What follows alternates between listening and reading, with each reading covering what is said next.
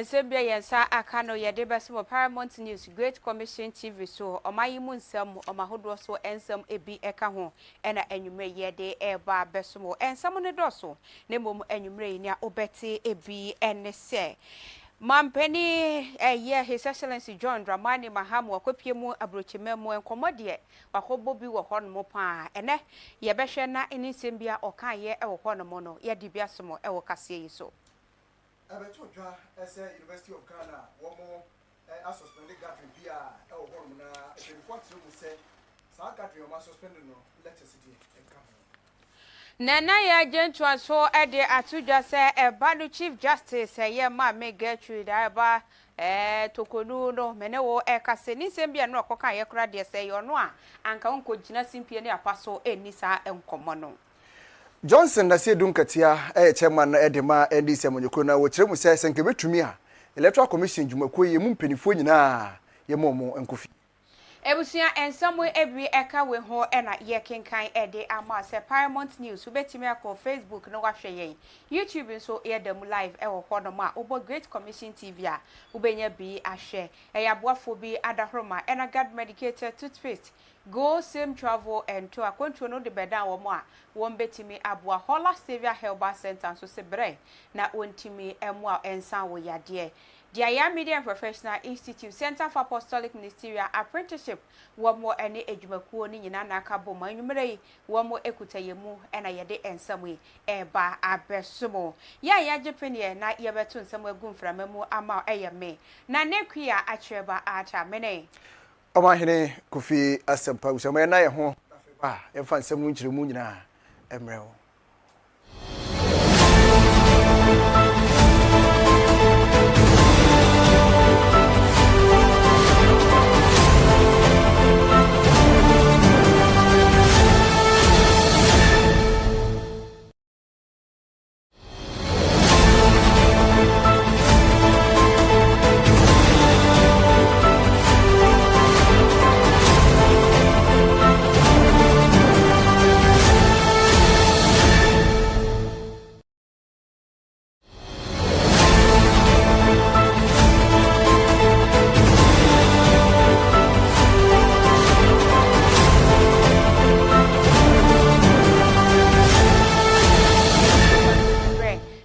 ensamono enchemu ankasa ye fresh ye da na ye de wo ekomampeni His Excellency John Dramani Mahama na so ye me de wo ekase wakakopie mu e wo begio ma wone empanifo ebi etwetwe enkomo de afa oman Ghana ho wakiremu asese no enche oman Ghana yenso ye betimi aboye ho bra eba no se enuro ahodo bi ye de besa yere wa ahodo ni bia Ghana yenso ye betimi aye bi se de be ya enkonkoba se de bia no na chese ye de ani akwakoto obi so se ye twen age eduro ewo honom wacha enura ye de bo enkoda ho ban ewa bra ya wo mo ede ekosi wo mpanifie so nyina no wo mpanifo egwa ho boa so wo mo eye se de be ya dache no yenso ye betimi aye ye nduro ewo oman Ghana emu yen konkotie ne nkomo bi a okokodi ye se de okano.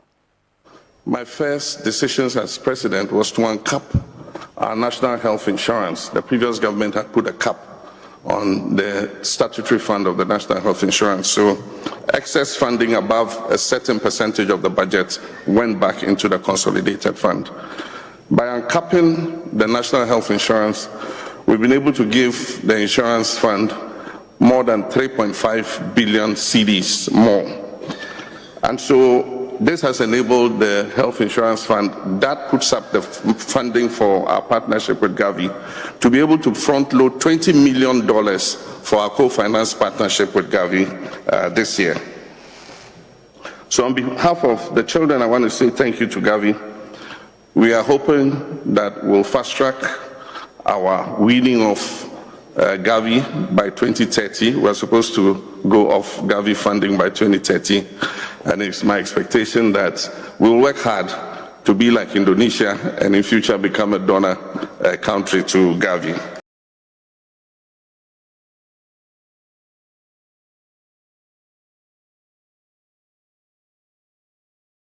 Ensam so na yenkoyenim ebeto dwa ese Ghana Suapon ye University of Ghana na empedifo ayehwemu hu se anyalwa bi ya pie mu ho no eye covid ya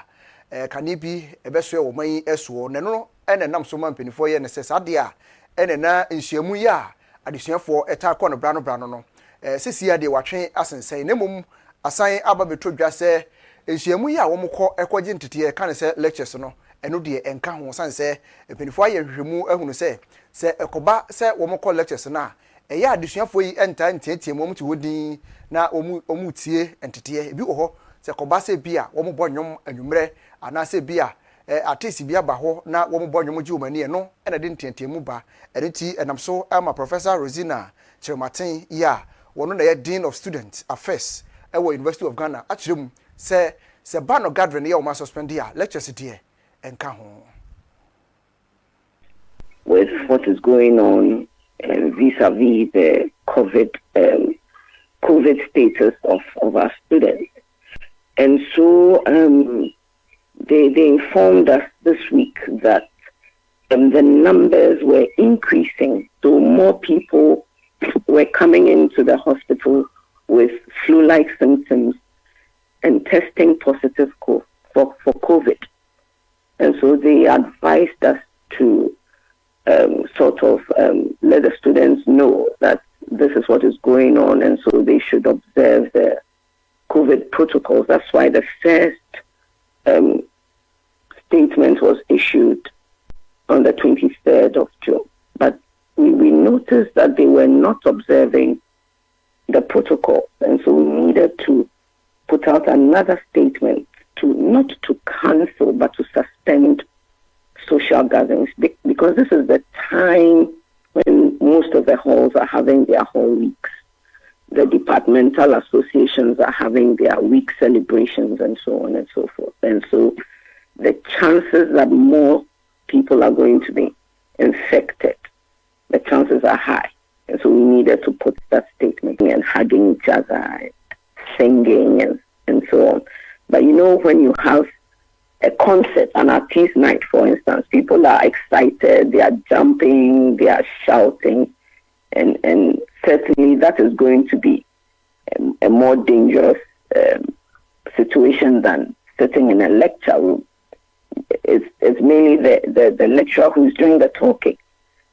Some students may talk, yes, but it will not be as much as when they are in an open concert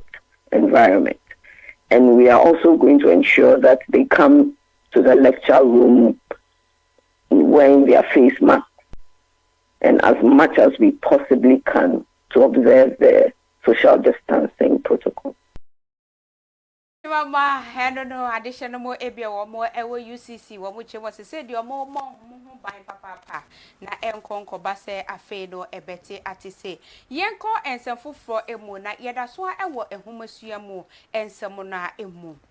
And Nedumadi echo so and no a wayek, a distinction award ceremony, Nina nature say additional more ebia, one more abo, one more homo dear homosuanimono, not ye bo one more abaso, any ejumapa, one more aye. Now also for was your gun and homosuaho and some so, or when you're for Harina Idrusu, echo piemo, Jumadia ye asi ebi, and I what they two just say no, if it is a COVID best year or mine Ghana, said ye neoma aqua no ebi aye busy basa. What you must say enquadei, one more answer here to Mukrano. Say no academic calendar no assessa, ama and net yes ye quatrono quada, a beer yes ye quatrono a juada. Was it say no Ghana Education Service, a GES, one more any West Africa Examination Council, ye trinity as a wayek, one more anchor and mum, not basic education certificate examination BCE, any Empo West Africa Senior School certificate examination, na ye trying to say what's no, one more and share. Calendar no said na etiena one more ensign enko one more dademo COVID no ekọ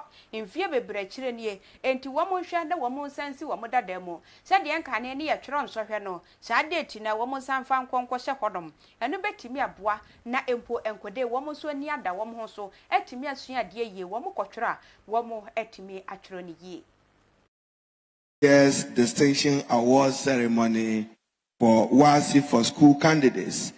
Let me begin by congratulating all the awardees for your sterling performance.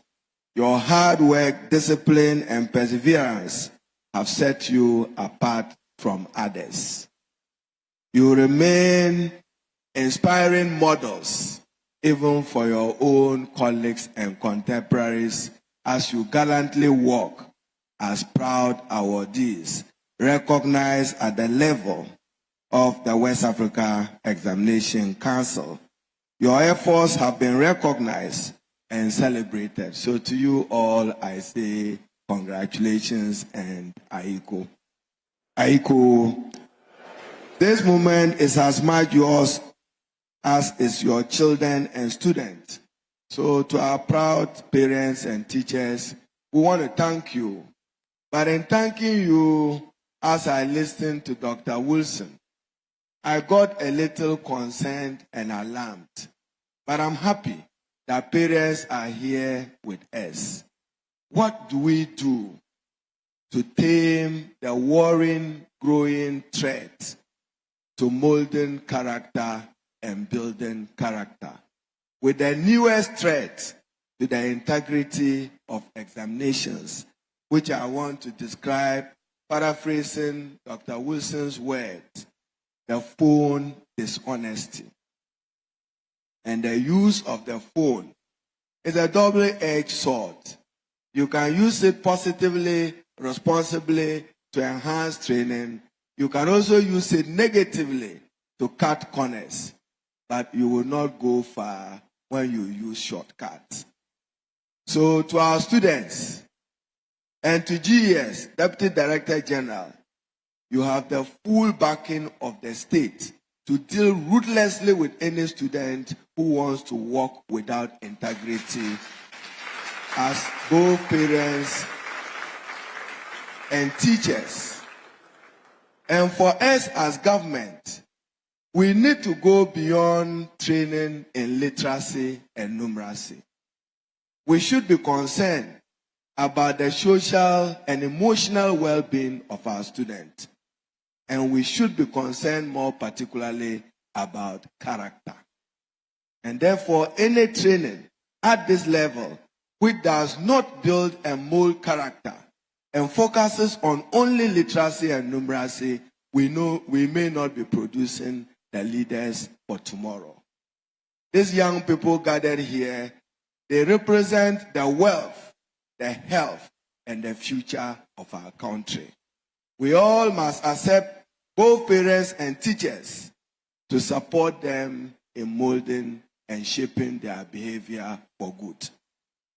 That's why the psychologist said there was a carrot and stick hypothesis, even though these days we do not encourage and support capital punishment. But at least carrot, praise them when they are to be praised, like we are praising the awardees today. So today is the day of your carrot. We'll share a carrot with you for making both your teachers and parents proud.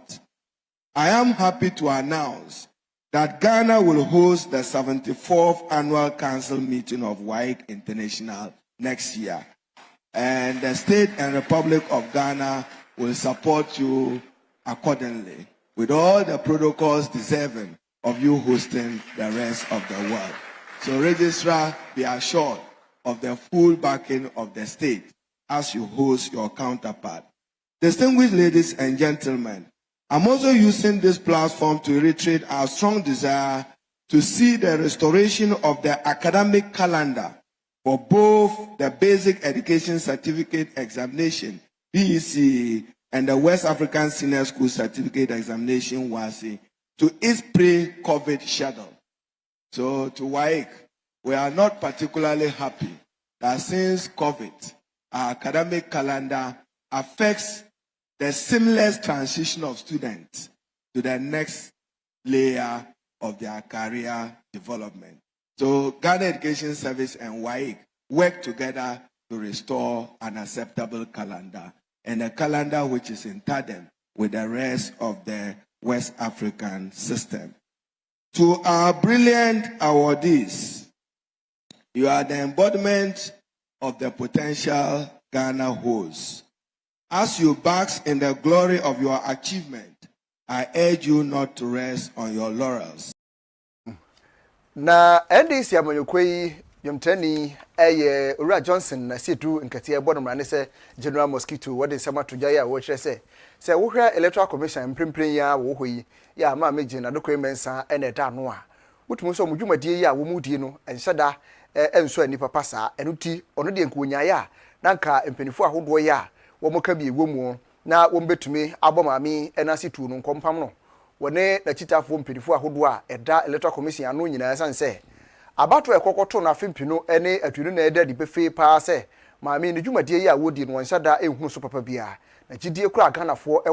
ewo ni mu no gidie no atonsum enu ti obesra da se betumi a ni manim ye yi mpanifo emomoden emonase tu no wokonso anya ne nko wone ni mpanifo ahodo a eda electoral commission anu nyina omonase tu na wo mkonkoto na fi sanse adwuma a wo mo ye no wo mo nhyada ehunu so body in place, and so that is a subject of reset in future. Resetting the EC? Sure. What does that mean? It means that bringing it back into an institution that is fit for purpose. The way it is existing now, it's not fit for purpose, because you cannot have, with all the laws that we have, you cannot still be having an election that will go into a stalemate. There is no anticipation of any stalemate in elections in any of our laws, unless people don't want to do their work well. And so it's a clear case of, negligence or inability to perform its functions. So it's a good reason why the Electoral Commission needs to be reset. And that is not the only issue. Remember, 4 years ago, there was the issue of SAL. A whole constituency went unrepresented for 4 years. And then, so when this commission, as presently constituted, took over the reins of the Electoral Commission, they have never done an election that is satisfactory. These two major elections, the first one constituency went unrepresented for 4 years. And then their second election is this one.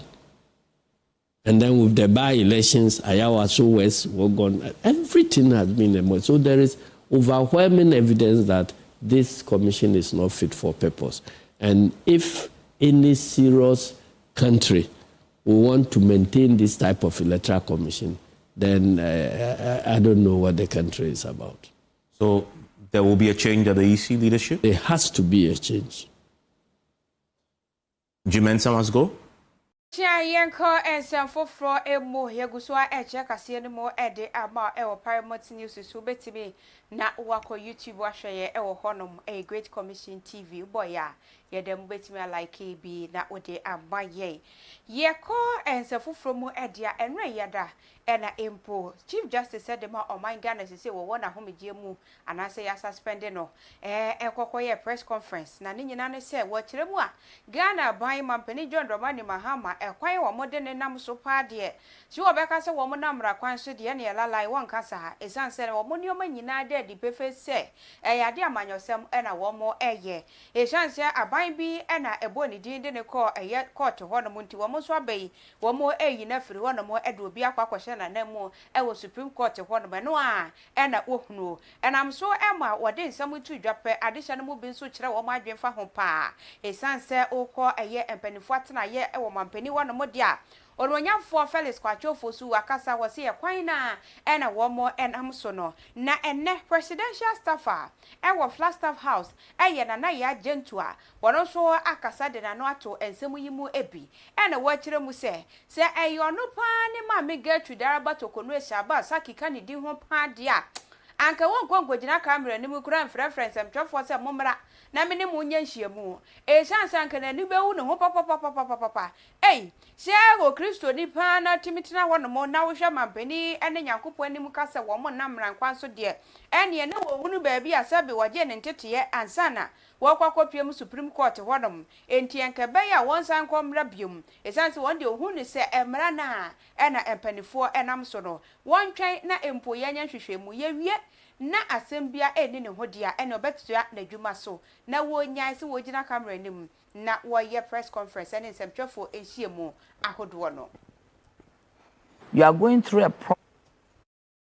process. That process should be held in camera. Then you come out with your own views about what is going on there. Some of the things that she says is far-fetched. She's speaking as if she's been put in a certain bind, a certain place, a certain bad place. And these are the people who are interrogating her or speaking to her, interacting with her. About 2 of them are her colleagues, right? That's right. Yes. And you cannot, you don't feel comfortable with your own colleagues. Then who are you? Her body language is so nauseating. Her body language. Yes, it's so nauseating the way she even makes her face. For somebody who says that you are in a situation of despondency, a situation where you think that you are being put down, and she has this haughty look, and that is what God hates. A haughty look. She says she's a Christian. She should go to Proverbs 6:16. Haughty eyes, the thing that God hates. Her whole body language smacks of arrogance. Made a mistake to come and inflict this woman on us as the Chief Justice, somebody who is supposed to, the word is not coming to, exact justice at the highest level. And listen to her talking as if, I mean, she's the all in all. That she will not put her tail in between her legs and to run away. I heard she said she's the leader in church. And if you were, and she was talking about Nebuchadnezzar and the magicians, it didn't even fit. I didn't even know what she was talking about. If she said she was a true Christian, her analogy of Nebuchadnezzar and the interpretation by Daniel, the writings on the wall, it didn't fit. If that is what she was saying, that she's in trouble, because as soon as you akin your situation to that of Nebuchadnezzar, it means God has rejected you. And that is the example that she used. Yesterday, I didn't see a Christian. I saw a fake person, a person who has put on a certain facade. And because if you are not guilty, you have to go through it. Her reference to a 44-year-old incident, yes, it was unfortunate, yet it was dastardly. But some of us went through it. Some of us were affected personally. That the trajectory of the events of those days, even this day, personal. Do you get me? But we don't go back to it. Some people were affected in 1966, ex-Auntie Rodalyn. We, the children of the CPP ministers, the people who formed the CPP, the people who fought for the independence of this nation, that in 1966, when there was a coup d'etat orchestrated by the UPNLM tradition, we went through things. Ask Auntie Rhoda, she's older than me. It's possible she experienced some. But we saw the remnants. Do you get me? Right. But when we speak, we don't refer to those days. Those are unfortunate incidents in the history of our life. I'm saying to her and some so na yemkoyenim. Na samina bi akoso ewo University of Cape Coast na Agribusiness Student Association womo ene organize sa dwumadi yi na wotonsa e de frɛ expert ba ko e ba no management ena afi taxi a papa yi wakwada mu yi papa e fe no Rua Perry mensa na abra dwumadi no wo wieye ya wo nsɛm twofo e bɔ nkomo ene wodi tuja ya wo kyerɛ sɛ wo hwɛ wo man ekuayo a e ma wo man sika pa wo hwɛ wo man sika yenya na afi bia no a ekuayo o keka bɔ mu a e ma ye ohamu chichim bɛ sɛ aduonu e de kɔ aduonu baako enu ti e wasa apan e ma na ni kɔ so pa no oboa sɛ de bɛ ye wo man sika sɛm yenya no kuayo mu no e betimi agina brane pa no achi ene wo kyerɛ sɛ wo hwɛ sɛ de ye kuya pa wo man mu a e wo fam enu ti aban hyɛ mu kena no moa na yentimi nkɔ ene no achi na Joshua tete wono so ye president edema UCC Agribusiness Student Association wono so de bi to so ekire de enti party a wo mo ehye sa dwumadi yi wode ne nyina eto nsɛmtwerɛfo anim. You say, people, idea, and this is you better do. You better do. If you agree, say, you might agree more. Na school phone, statistics almost normal fact. No more, they are benefit and great value chain now. You also say Ghana business agree more for so far. Say, because you say, your GDP agree contribute between 20 to 21%. This is a way for so far. Here, they say, you GDP until seeing school phone paying for parents, any are buying paying for the year, you might look at the I had a silver bay Africa, now I'm ready and Africa. In Kaya, commercial farms,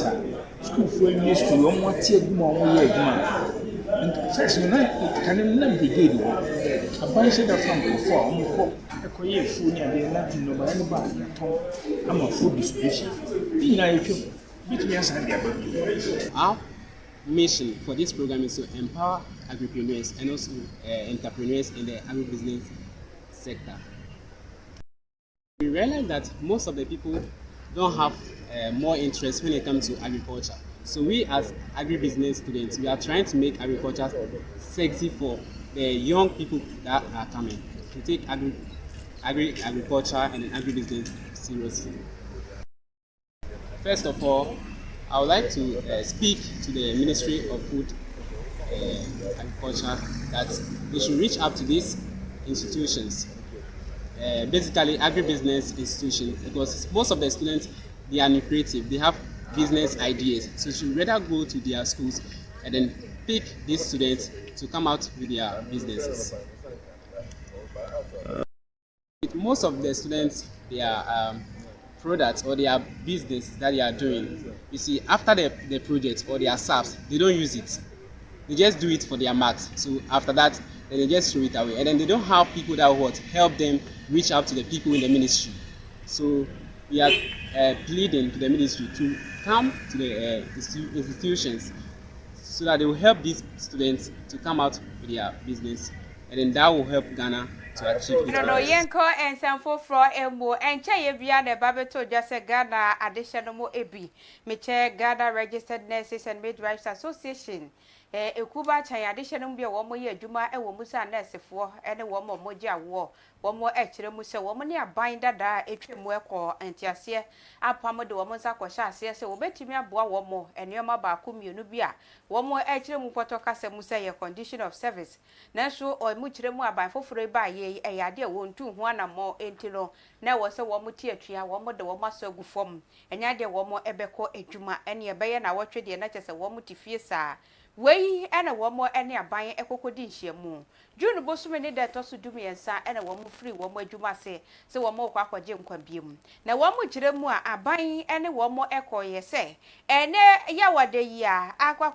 June Bosman that also do not Natchez and if one Macoma could do me and son as Abetoso. One more basin conya, na empo one more at the encomo. Now one more the year at the 3 year. Nampan if what Jeremua one more quarter one man of pay, and yes, I buy beba. Share and an amusini beba, Diotia to a beba, and your fast segre, one mafia will be as you want more. And I'm so empty, I'm a president at the ma equay. A yama may perpetual for the ample for Muse. I buy dear way, 1 year pa. A sunset, say one more a year, quatina, one more year, Macmon quatina, Madia, and a woman so. One more to Hanamana fed the one more aqua to Yatianum, and a woman the one more son, one cuckoo kaka, guhon more dia, and your betcha pa, buy no better. And son of one way to me, as I quaternas is a one more quack ye, Juma Bium. And Tiani Manimu ya buying one per day to be, no woman shia, no woman for ye, and fan to ye. Currently,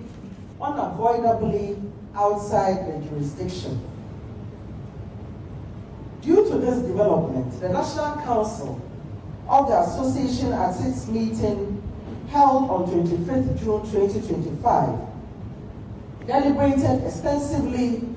on the content of the letter and wishes to state as follows. 1. The strike was suspended in good faith, and we expect nothing less than a reciprocity of same.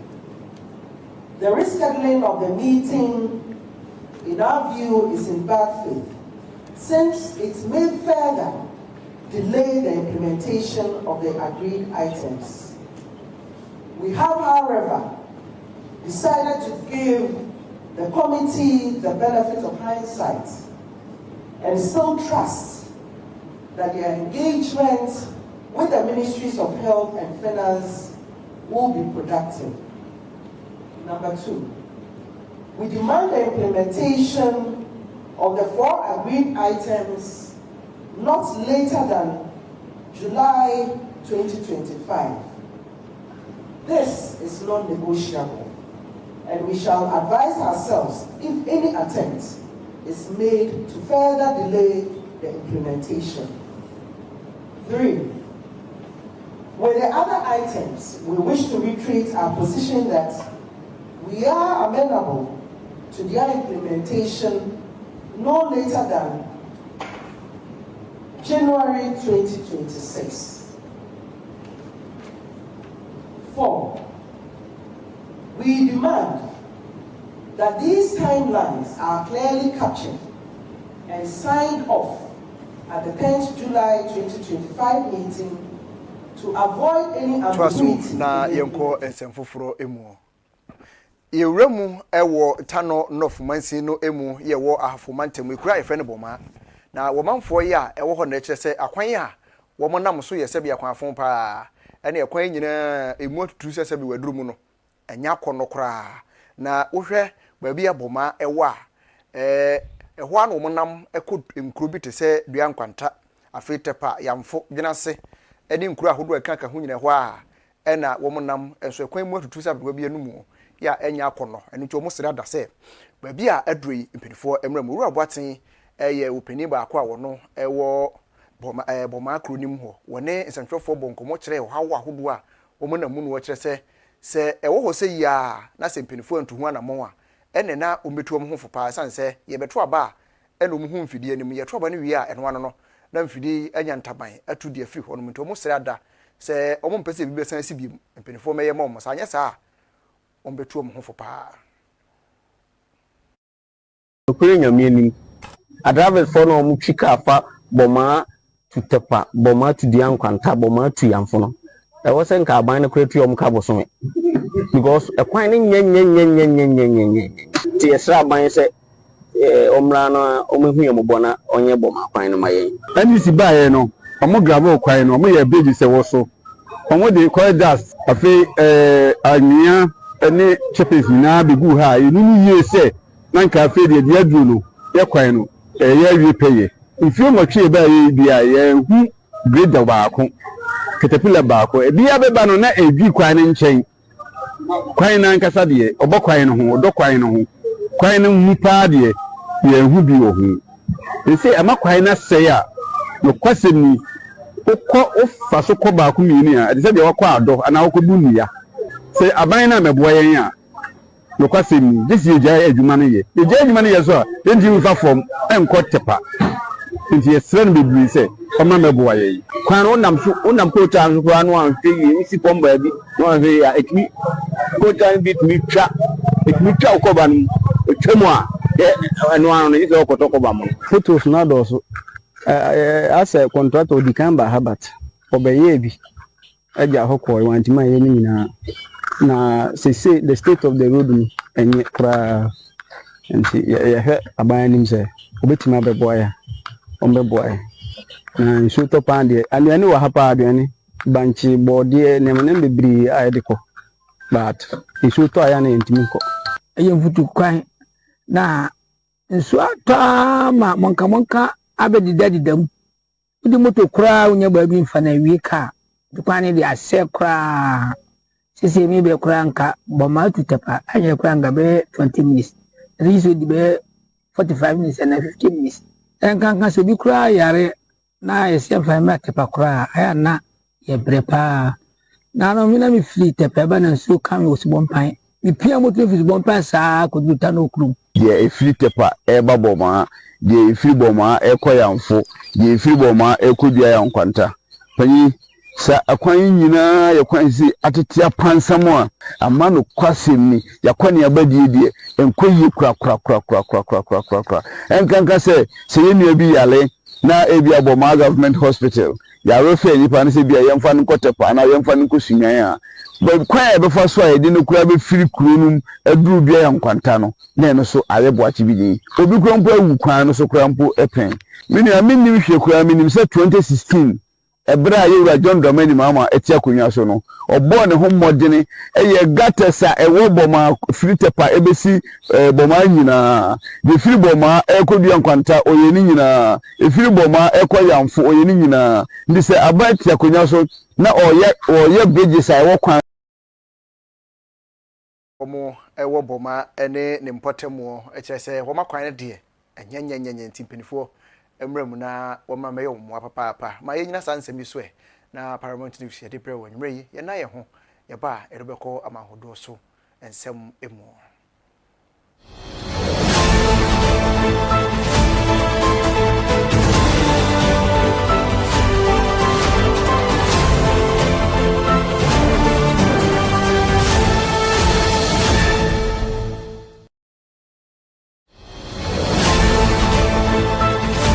Anyalo ne adofo me mo bibiara kwa aba e de ba time herbal center ye ne adwumaku a ye de edura ato din se time herbal mesha ye de aba adwama so ene ba bia befa bia edura nkrofo ka ho asem e time herbal mesha na de meta kan se nyankopon ene se yare ayere se fi onyankopon ne so de dua time herbal mesha mu de pa cho ene ne da edika wutie me anase wo hwe me a de meka nyina se bowra drust herbal shop pharmacy shop bia na ko time herbal mesha ne bi na eto obebusa se dwuma be na edie wa malaria fever pa hawo wanum ato a wontumi enidie obu aduane da ne ketra masokora na wo beka se koni bi na egunanum obu abo se ontumi enidi ne senti da ne da no je se okokutwa kakra ansa na watumi edidi na nokwasem se time herbal mesha eye adura wonum a eboa ma wotumi didi eboa ma wotumi numsuo na sebe eboa ma wotumi adwonso yare bokrampo e betra fidie so na yanka na stu su aduro na ekọ obu abo nse ho ada ne honam na eye ne ya ne honam na etutu no obu okra aduro no mra obaka se de aba na aboro no okoda ha na obeda ha obu abo sra ne nase na ehyehye no ne honam na edwa no obu okra obaka se aduro bi na yato no na so ebra obaka hospital ya ye ben moja mu hwehwemu no doctor fo be di ho adanse se eye malaria parasite na adoso e woni nipaduam ne sent na kofa sensu ansoan e de abre no ne sent ubo wura drust herbal shop pharmacy shop bia aduro ne ya ba akopɛ okwa also pe TIME time herbal mission bia eye ade e beboa amoatumi ade ho eye ade na doctor fo be di ho adanse okwa health centers a se yare pa ekum nipa wa Africa pa malaria fever na so mpanfo asese bo wire koto sakum enye manse hu na so na yasemihia ne sent na meka fama se mentra na nka se mihunu ya nka o na mihunu ya ka so no ade a ni aduru bambo atrema hoi esna yare sabokiti ba kon ye obabu ha abo se boso be mienu boso be miensa na omu ne nsa eda na obu okrampa onum se afuru na wafa na so bro ba hospital ye be moja mu hwehwemu no na ye malaria parasite adoso ne nipadua mu no ne sent kofa sansu so anso an ade abre no be pa wa akra ofiri mfie be se dumienu ekorom na boarding house a ebra wo toto ni provisions wo toto ni nana no na ya de awato ye time herbal mission bi na wo de aka ho esan se na schools dodo na no se na ntontom esi wo ho no bo so wo ha ne afro wo ba ne yare obra be fa no hospital na adane ayam hihye ye number na egu screen so obetimi afra ye number na ye 0244 417 669 0244 417 669 Ghana Hobo Radra Store Herbal Shop Pharmacy Shop bia be ko bia no okwa also per time Herbal Mission bi wo kuma sana so pedodo atu akọ KG Herbal Imrum Abidjan House Kwanak Herbal e Ashtown PFA e Waterfront New Road Dani Herbal so e wo ye Ashtown wo Kanhia Furniture ye Angel Herbal e wo Kanhia Draglin o pedodo na atu a okọ ha wonsa e beka bi o watakra ne so afọ Furniture ye Tena Herbal e o Market Circle ho so kwa obenya bi ato Drugstore Herbal Shop me kan ne fa no magane okwa obenya bi e wo ho saa so de wo aduro ba kwa e fra no tam HH herbal mixture ye won mixture ni nsuo na ye won capsules no kwasem se yen yeduro ni nyina di dwuma baako e do to capsules na ehun hia so beto ni nsuo no wo to ni nsuo no so ehun hia so beto capsules no no we say dwuma be na ye sa tam HH herbal mixture meka wasemi ana se ne capsules edie no kwasem se yade a broni be kan bi si general well-being esan se eduro ni ye eduro a wonoma eboa emanipadua enya ahodren eboa manipadua sisi ne ho so kama san se obibi woni padua me fa no white blood cells ene red blood cells no na no kwasem se eno na boa amadane da no ekutia yare wa hodo ena dane da eboa amanipa enya ahoden na obu abo nsra na nkomo na ewo form ni senti yare bia bo na eyade na enya no ye be ka tama covid ba ye no obi na immune system wo form bia no obo se cream na ede wahwe ho me pa cho wutie me a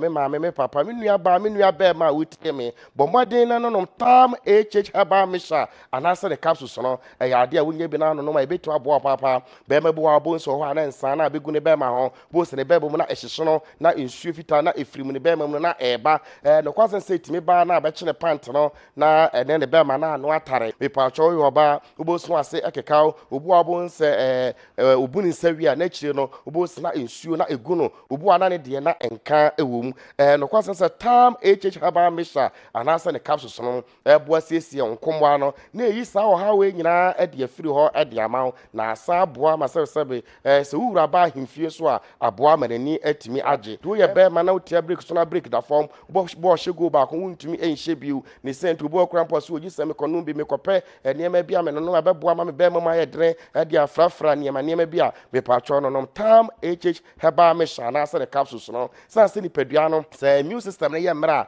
affect bia empanefo se otie kwakuma ye kuma jamna mpakuma ye kuma na jachie kuma ye kuma na se kuma tia miensa we ye kabu my friend okubrampo kuma ekosuodu pon bia no mebuto twene adentra meka sa tam herbal mixture na ye duro na HH herbal mixture na capsules no so ye duro na no kwasen se wono nom ne bienu ede bomu de a ene na enya asem ketwa medin ede na otafrija owusu ageman minim dia meka intrans bomode na kokoto tam herbal mixture na tam HH herbal capsules mini se nyame adoma das anuanom ne adofo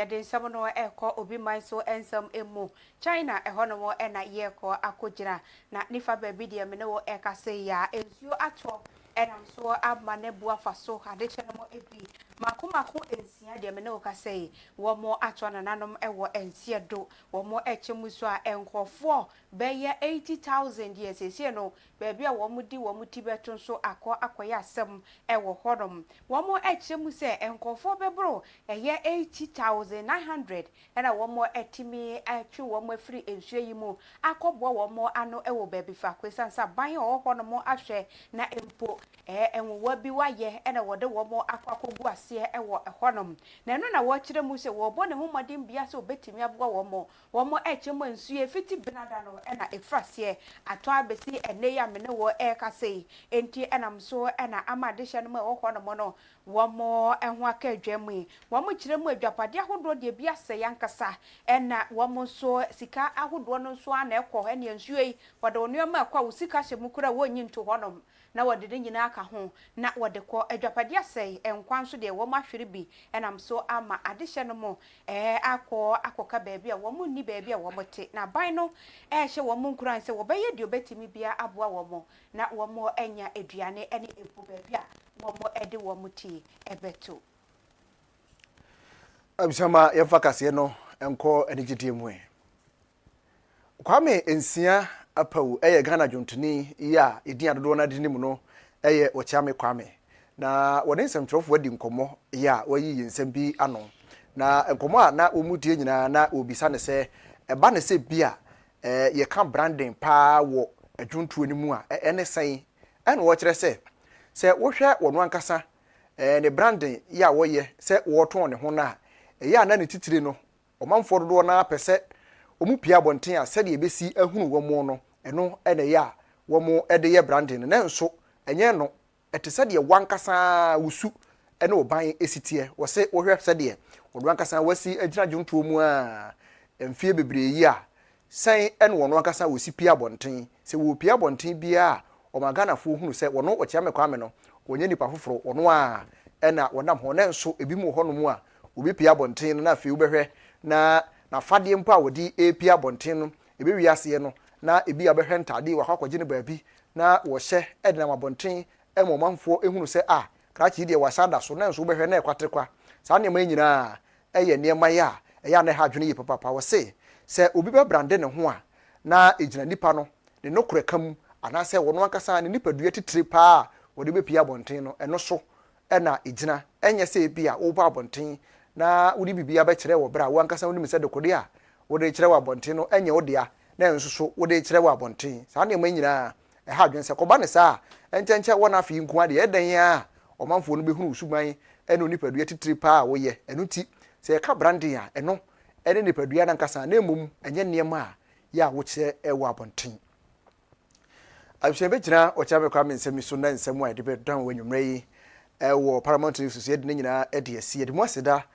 ɛma Center for Apostolic Ministerial Apprenticeship ɔmada roma bɛboa paa na afei sɛ wɔpɛ sɛ wɔyɛ nyamedwuma ne nyina da abɔmmɔden adom ama no apam Eden Hills Residential Services sebra na wɔmmoa na afei nsase ho nsɛnsɛm deɛ ne nyina da ɛfa bɛdan no wɔbɛma ɔsase yi a ɛho ɛma asɛm langa de sɛm bi a ɛnim go same travel and tour ɛsɛ Brian na afei wɔne wo entu kwan akwantusɛm deɛ ne nyinaa da nabam sɛ wo passport ho nsɛnsɛm anaasɛ bi a ɛkɔba ne sɛ wɔyɛ website na deɛma wɔ a ɛdadin wɔmɔden ɛbra na wɔnyɛ ne saa ɛmfa ma hola sevia ɛsɛ wɔboa wo na afei apɔmuden deɛ wɔde ama wo hola sevia herbal center wuram hɔ sɛ yi a anyalewa ahodoɔ yɛ tete wobɛhwɛ to ne nyinaa ase ɛde ama sɛ bidro ɛna wɔdedi dwuma ɛwɔ nasoyɛ ɛnagad ɛyɛ apɔwɔsen anwummerɛ yi wokɔda yi pɛbi na ɛfa pɔɔsia no pa nso wosɔre a na wayɛ ne saa kama bɛboa wo ama wo se ɛho ayɛ den paa na anyalewa ahodoɔ akɔ so ɛwɔ manfoɔ bi anum no wo deɛ antumi amfa bi nwako yɛada roma ɛna wo bɛboa yɛ ma yɛde nsɛm yi ɛbɛsom akenkanfo anwummerɛ yi ɔmahene kofi asɛmpa ɛnimeden mene